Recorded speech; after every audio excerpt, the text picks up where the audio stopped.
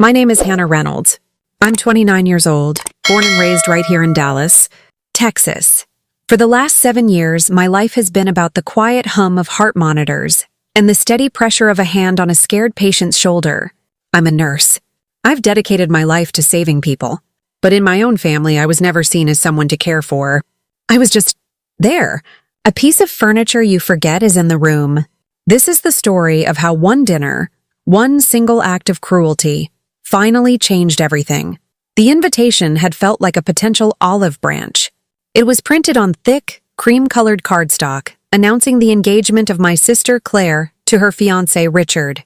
The dinner was at the Sterling, a restaurant so exclusive the air inside was thick with the scent of lilies and expensive perfume.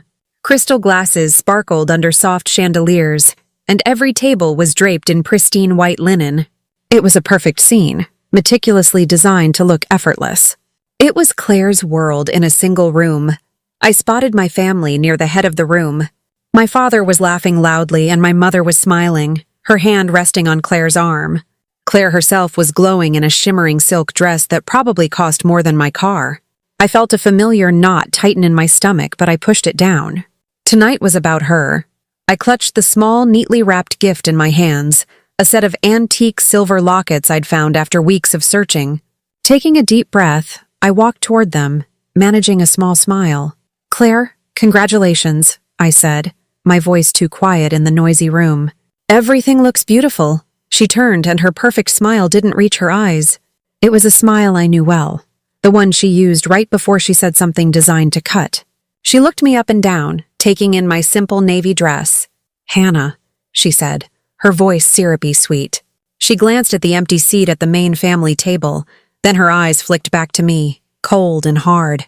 She took a small step forward, blocking my path. "These tables," she said, gesturing to the beautifully set arrangements, "are for family only."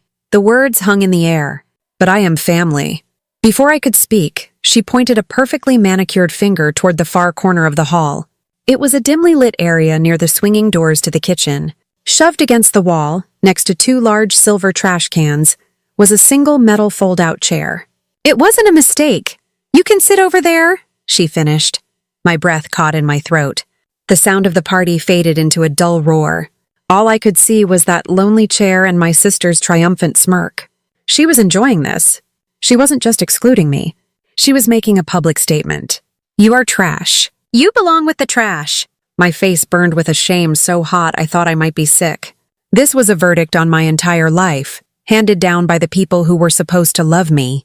That moment was the culmination of a lifetime of moments just like it. Growing up, our house was a stage and Claire was the star. I was the silent stagehand.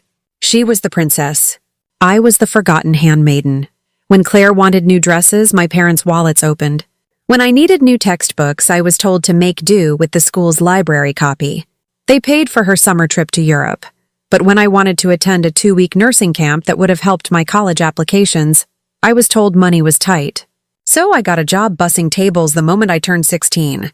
They called it building character. For Claire, they built a life of ease. The ultimate sting came on the day of my nursing school graduation. I had worked so hard, juggling a full-time course load with a part-time job. I was the first person in our family to get a professional degree in medicine, and I sent them 4 invitations. I sat in the auditorium, a sea of navy blue caps and gowns, and scanned the crowd for their faces. I saw an empty space where they should have been. 4 empty seats. Later, my mother called without an apology. Claire had a small crisis with her boyfriend, Hannah. You know how she gets. We couldn't just leave her.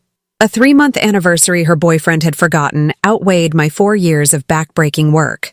That was the day I stopped hoping. They weren't just overlooking me. They were choosing to. And now, at her engagement dinner, Claire was making sure everyone else knew it too. I stood frozen, feeling the eyes of our relatives on me. I saw my Aunt Carol whisper something to my uncle. The humiliation was a physical weight, pressing down on my chest. My mother bustled over, her expression one of annoyance, not concern. She was irritated that I might disrupt the perfect party. "Hannah, for heaven's sake," she hissed, her voice low and sharp. "Don't cause a scene. Just sit quietly." She wasn't defending me. She was managing me. I was a problem to be contained. My hands trembled as I looked down at the gift I was holding. The silver locket suddenly felt foolish. I walked to the gift table, a mountain of flashy presents for Claire, and placed my small offering on the edge, where it was immediately overshadowed. No one would even notice it was there. Just like me. With my dignity in tatters, I walked to the corner of the room. Every step felt a mile long. I reached the fold-out chair. It was cold and hard. I sat down, my back to the rest of the room, facing the swinging doors of the kitchen and the stainless steel trash cans. I could hear the party behind me. The laughter, the toasts, the music. It was all happening in a different universe, one I wasn't invited to. I stared at the wall, my eyes burning with unshed tears. I refused to cry. I would not give them the satisfaction. I don't know how long I sat there, lost in a fog of misery. The kitchen doors swung open and closed as waiters rushed past. Most ignored me, but then one of them, a young man with kind eyes, stopped. He glanced over at me, then at the main family table, then back. He saw the whole picture. He leaned in, pretending to check something on the floor. "Hey, I saw what your sister did," he whispered. He didn't look at me with pity, but with a simple human decency that felt more powerful than any hug. "You don't deserve this. You're better than how they treat you." His words were so simple, but hearing them from a stranger was like a splash of cold water to the face. It stung, but it also woke me up. He was right. I didn't deserve this. For years, I had believed that if I just worked harder or was quieter, one day they would turn around and see me. I had been begging for scraps of their approval my entire life, just to be pointed toward the trash. The waiter's words didn't plant a seed. They watered one that had been dormant inside me for years. A seed of self-respect. In that moment, something inside me shifted. The deep, aching hurt began to solidify into something else. It wasn't anger. It was clarity. A calm, quiet, and absolute clarity. I didn't need their approval to have value.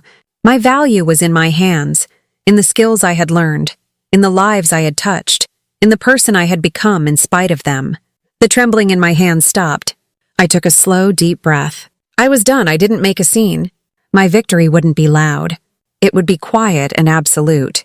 I stood up, straightened my dress, and smiled politely at the kind waiter as he passed again.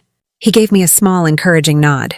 Then I turned and walked toward the exit, my head held high. No one from my family noticed me leave. I slipped out of the grand hall and into the cool Dallas night. The air felt clean. The drive back to my apartment was quiet. There was no sadness anymore.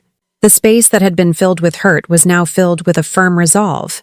Back in my apartment, I made a cup of tea, sat down at my desk, and opened my laptop. The screen lit up, showing folders and files that represented years of work my family knew nothing about. They saw me as just a nurse, respectable but unremarkable. They had no idea what I did when I wasn't on the hospital floor. About 4 years ago, I saved a man's life in the ER.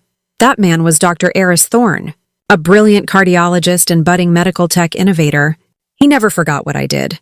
He saw a mind that was quick and calm under pressure. He brought me in on an idea he had, first as a consultant, then as a partner. For the last 3 years, we had been quietly building a company from the ground up, funded by a small inheritance from my grandmother, the only person in my family who had ever truly seen me. It was my secret, my passion. On my laptop screen was the final version of a press release. Dr. Thorne and I had been waiting for the final confirmation of a major government grant. The confirmation had come through that afternoon. We had agreed to release the news at 9 p.m. I looked at the clock. It was 8:55 p.m. I smiled, took a sip of my tea, and clicked a single button. The press release was live. Back at the Sterling, my father was in the middle of a toast to Claire, calling her the light of their lives. At that exact moment, the digital world lit up. The headline was simple and direct.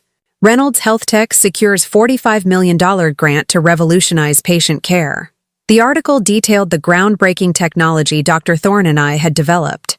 And right there in the second paragraph was my name. The company, co-founded by the renowned Dr. Eris Thorne and lead innovator Hannah Reynolds, RN, has been praised by the National Institutes of Health for its potential to reshape modern healthcare.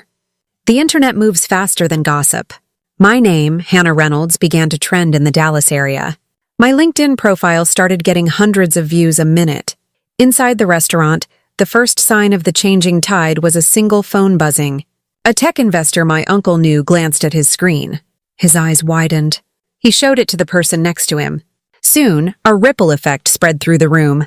The celebratory buzz was replaced by a wave of hushed, urgent whispers. Phones were lighting up on every table. The name Hannah Reynolds was being murmured from guest to guest. Wait, is that Claire's sister? The nurse? Co-founder? $45 million? Are you serious? Isn't that her... the one they made sit in the corner? Heads were turning, no longer looking at the bride-to-be, but scanning the room for me. Claire's smug smile began to falter. She could feel the shift in the room's energy. The spotlight was moving, and it wasn't following her. My father lowered his champagne glass, his face a mask of bewilderment. My Aunt Carol leaned over, her phone in her hand, her face pale. "Martha," she whispered to my mother, "you need to see this." I can only imagine the look on my mother's face as she read my name, linked with a number so large it was incomprehensible. The face of the daughter she had just told to sit quietly was now the biggest story in the room. I didn't have to walk back into that room. The world did it for me. Just as dessert was being served, the elegant evening was shattered. A team from a local news channel entered the room, a reporter with a microphone and a cameraman with a bright, glaring light. They made a beeline for the head table. "Mr. and Mrs. Reynolds?" the reporter asked, her voice cutting through the stunned silence. "We're from Channel 8 News. We'd love to get a comment about your daughter's incredible achievement." My father blinked into the light, baffled. "My daughter?" he stammered, gesturing toward Claire. "It's her engagement party." The reporter gave a tight smile. "We mean your other daughter, Hannah Reynolds, the co-founder of Reynolds Health Tech. You must be incredibly proud." The camera zoomed in on my parents' stunned faces, then swiveled to Claire. Her face had drained of all color. Her jaw was slack. This was her night, her moment, and it had just been hijacked by the sister she had cast out. The reporters weren't here for the beautiful bride-to-be. They were here for the nurse who was supposed to be sitting by the trash. The ignored sister was now the headline. Miles away, in my quiet apartment, I sat on my small balcony with a glass of red wine. The city lights of Dallas twinkled below. My phone on the table beside me was buzzing incessantly. They weren't angry calls from my family, not yet. They were messages from friends and old coworkers. "Hannah, I just saw the news. Congratulations. This is incredible. So proud of you. Finally, you're getting the recognition you deserve." A message from Dr. Thorne popped up. "The world sees you now, Hannah. Cheers." I smiled. A real, genuine smile. I didn't feel a surge of vengeful glee. I just felt peace, a profound and unshakable sense of peace. Their humiliation wasn't my victory. My victory was this moment. It was the knowledge that I had built a life on my own terms, with my own hard work. The validation I had craved for so long from them meant nothing compared to the validation I had finally given myself. Their world, with its white linens and cruel conditional love, suddenly seemed so small. They gave me a fold-out chair by the trash, a place they thought I belonged.